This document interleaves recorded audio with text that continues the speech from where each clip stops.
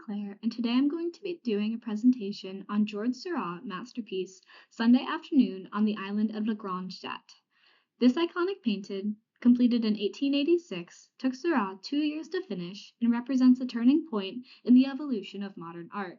Seurat spent countless hours in the park sketching people and nature, and through this meticulous process, he created a timeless depiction of Parisian life. Before I dive into the painting's interpretation, I want to give a quick overview of George Seurat himself. George Seurat, inspired by recent research in optical and color theory, developed a scientific painting style known as pointillism. This set him apart from other approaches of other impressionists.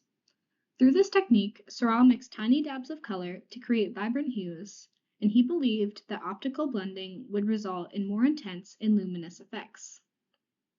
Seurat shared the Impressionist interest in modern life, but unlike other Impressionist artists, he went further by seeking to evoke a sense of permanence in his work.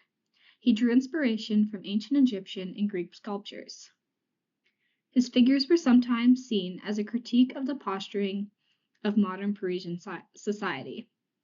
Seurat's most famous work, A Sunday on La Grande Jatte, created in 1884, which we will talk about today, was initially met with mixed reactions due to its unconventional technique, simplified figures, and grand scale. Today, the painting is regarded as a groundbreaking piece that marked a departure from Impressionism and defined a new era of painting. George Seurat died young at the age of 31, but his influence lives on. His technique inspired not only his contemporaries, but also later artists like Vincent van Gogh and Italian futurists. The painting takes place on the island of La Grande Jatte, located on the Seine River near Paris. This urban park is filled with people relaxing by the riverbank, trees providing shade, and the river flowing gently in the background. Seurat portrays a calm and sunny afternoon where people are leisurely spending their Sunday in the park. From children playing to couples walking, each figure is frozen in a moment of relaxation and contemplation. Although, beneath the surface, there is much more going on. The painting evokes a serene yet somewhat detached atmosphere. The figures appear still, creating a calm and peaceful mood. Yet, there is an underlying sense of isolation or artificially in the way people are positioned, adding to a slightly formal, dreamlike quality. Seurat focuses on modern Parisian life, portraying people from different social classes engaging in leisurely activities. Themes of social interaction, class distinction, and the contrast between light and shadow are central, with some critiques interpreting the figures as symbols of societal distance. The work falls under the genre of post-impressionism, and specifically pointillism, as discussed above.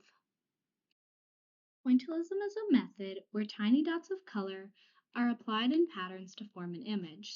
Seurat was inspired by scientific research on color theory, and specifically how colors interact with light. By placing small, unmixed dots of colors next to each other, he allows the viewer's eye to blend the colors optically. This technique results in a vibrant, shimmering effect that couldn't be achieved by simply mixing paint on the palette. In this painting, Seurat employs distinct, rigid lines to define the figures in landscape. The figures are mostly shown in profile or full face, with a sense of stiffness that gives them a statue-like appearance.